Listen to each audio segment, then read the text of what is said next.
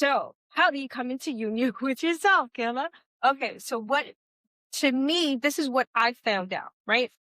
You have hardware and you're made up of software, right? You're made up of hardware and software.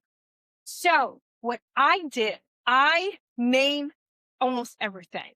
It's funny, my phone doesn't have a name. I name almost everything. And I name it so I could talk to it and like encourage it. Because remember, if everything and anything is made up of molecules, guess what? When you talk nicely to it or you talk to it in a way that uplifts and gives positive vibration and energy, it's going to be a positive, energetic, vibrational thing. That's why if you look at some of my stuff, the frequency on it looks different than someone who has the exact same thing. Why? Because of the way I treat it, the way I talk to it. And depending on what it is, I'm probably named it, but I digress. So what I did was I named the different parts of myself. I'm not going to tell you what the names are, but I'm going to give you different names. So what I did was I tapped into each part using muscle testing. Remember, I told you about muscle testing. You cannot follow me if you don't know how to muscle test. You can, but most of the techniques you have to muscle test to make sure that you get it right, to make sure that it's in cohesion or whatever, incorporated with each other. Because if you don't know how to muscle test, you won't be able to test the theory out.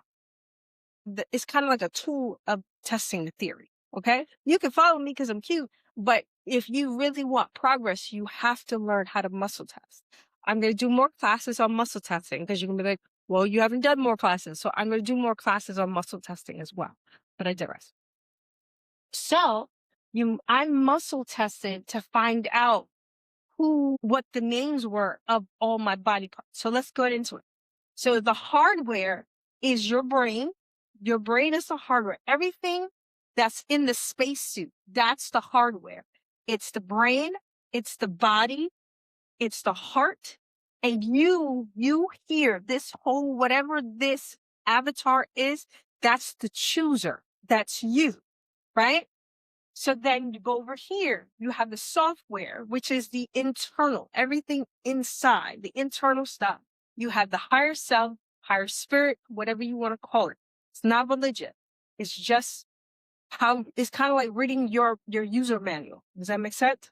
So it's the soul traveler, the thing that keeps reincarnating in different lives and different things and different, you walk into a place and you be like, I've been here before, not knowing, or you'll run into someone and you'll be like, do I know you? Like, I know you from before. So that's the soul traveler. Got it? Then you have the council, which I call my galactic council. The council, the higher elders, the beings, the whatever this is, the ancestors, the people who came before you, stuff like that.